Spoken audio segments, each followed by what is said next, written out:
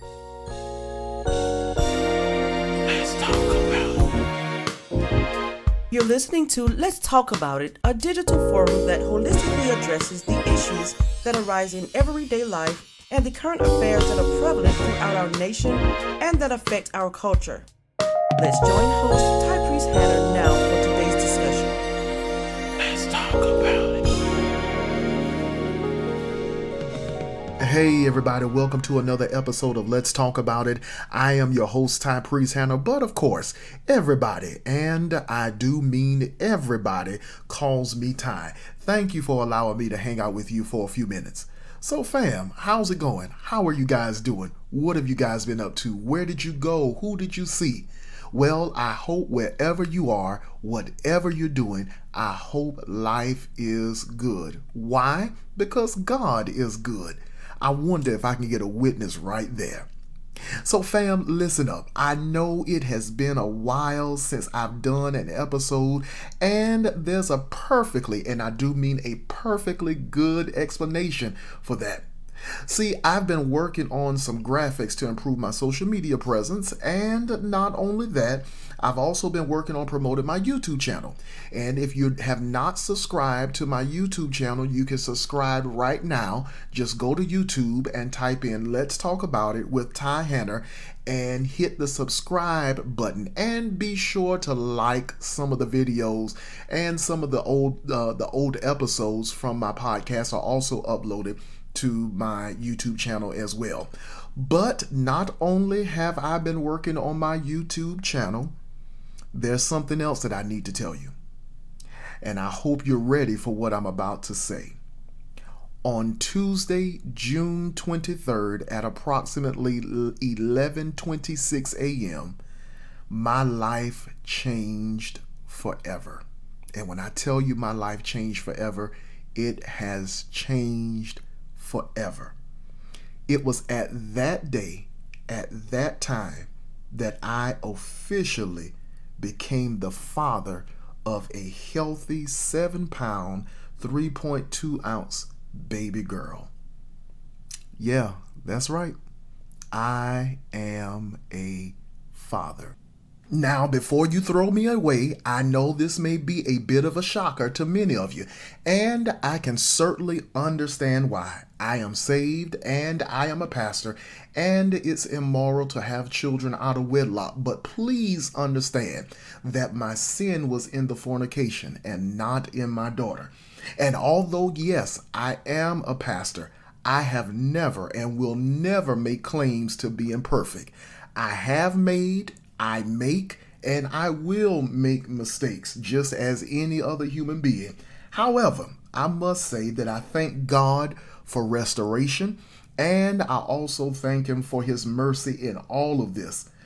And to be honest with you, my little girl has been more of a blessing to me in this season than anything. This little girl has truly stolen my heart. She has stolen my heart. She is just as adorable as she can be. And to be honest with you, I have to give a huge shout out to the mother of my child because of the simple fact that she is just amazing. She was amazing during the whole birthing process. And I have to give a huge shout out to women everywhere, to all mothers, because bringing forth a child into this world, although it may be painful, it is still a beautiful experience. And you ladies are certainly the true MVPs. So I commend you. For every woman that has given birth, I commend you. And while we're talking about this actually brings me to my topic today. So we've seen in the news recently where the Supreme Court justice has overturned the Roe versus Wade, now banning abortions. And what is surprising to me out of all of this is that there are a great number of Christians who are upset over the decision. And that is very alarming to me, because if anybody should be pro-life, it should be the believers. After all, Jesus himself said, "I came that you might have life and have it more abundantly." However, I'm seeing that the decision to overturn Roe versus Wade has caused just as much of an uproar in the Christian community than anywhere else. There are a lot of women, and I mean Christian women, who feel like the judiciary branch has taken their right as a woman away from them. They should have some say so over their bodies in this regard. And I get it, I understand. Yes, you should have some type of say so over what goes on with your body. I certainly agree. But when it comes to another human life, I think in that regard, you have to be more considerate. Now, let me just go ahead and just throw this in here and say this. And I know some people may think that I may be a little narrow minded. Well, oh well, you just have to deal with it. That's just your opinion. But I am glad that they've overturned the decision and banned abortion. Yeah, I am glad. And the reason why I am glad is because most abortions happen because the child wasn't planned. And although I understand that the child may not have been planned, there are a lot of unexpected situations that pop up in life. For instance, a car accident. Nobody, I mean absolutely nobody, wakes up in the morning and says, "Oh, I think I'm gonna get in a car accident today." And if you do that, something is seriously wrong with you and you need to be committed. But when it happens, you adjust and deal with it. The same thing goes for an unexpected pregnancy. You adjust, make whatever changes you need to make in life, make whatever changes you need to make mentally and emotionally, and prepare yourself to raise your child. Now, let me say this as well. I am not so narrow minded that I am oblivious to other circumstances, such as rape.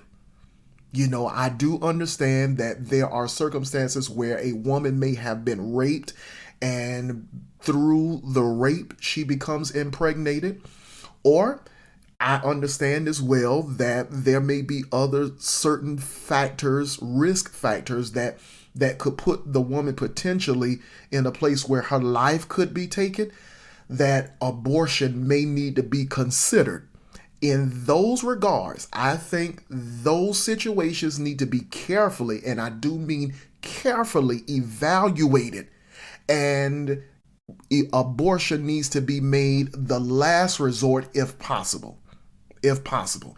If it's something where the woman is dealing with cancer, because I know that sometimes a woman can become pregnant in the midst of dealing with cancer, and the radiation or the chemotherapy may put the child at risk, and for that sake they have to abort the baby. That is something that, hey, you know, you have to really evaluate, and not only just evaluate, but take it to God in prayer.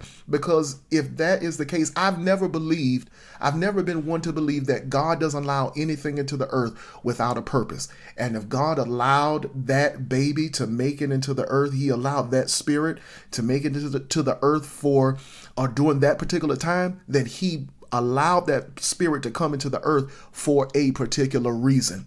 So I would certainly urge you, in the midst of medical and psychological evaluation, definitely take it to the Lord in prayer. But needless to say that I am certainly against abortion. I am definitely pro-life. And the reason why I am pro-life is because I am a person who was born out of wedlock. And even though my mother could have entertained the idea of aborting me, she didn't. She allowed me a chance at life. And I would like to think that she is happy with the decision that she made to have me. Not that I believe that she really had to deal with those type of thoughts. I believe oftentimes when she's talked to me about it, she has talked to me about it as if her mind was already made up. She already knew that she was going to have me. So I'm just grateful. And if my mother was able to raise me at the age that she had me, I'm quite sure, with very little resources, I'm quite sure that regardless of what context a child is born in, if a parent is determined, if they are determined that they're going to build a better life for their child, I believe it can be done. I certainly do. I believe it can be done. You just have to put your mind to it. And even from a historical perspective, the woman who came up with the whole family planning concept, what was her name? Margaret Sanger or Slee or Slamper or something, whatever her name was. Whenever the whole abortion or family planning concept came into existence, it was a means to take a eugenic approach towards black people. You could go on Google or USA Today, whatever website, and read about it. It will inform you about the whole idea behind family planning. It was not because of the simple fact a woman was raped and unexpectedly became pregnant, or she was dealing with some type of health issue, or even her health was at risk. It was because of the simple fact that human beings, African American people, were considered the spawn of society, and in order to get rid of them or any other human being who was born with some type of birth defect, the only way to get rid of them was to abort them. Was to abort them. And so what may be considered family planning was actually an underhanded method of murder. That's all it was. That's all it was. But to get rid of a child simply because you don't want it or you're not prepared, to me, that's not a good reason. That is not a good reason. Well, listen, fam, that's my time. I hope you've enjoyed our little discussion today. You already know I have. Hey, and listen, I want to hear your feedback. I want to hear your comments. So please be sure to shoot me a text message or definitely comment on Apple Podcasts, YouTube, wherever you're hearing this podcast. Be sure to leave a comment in the comment section. I want to hear from you.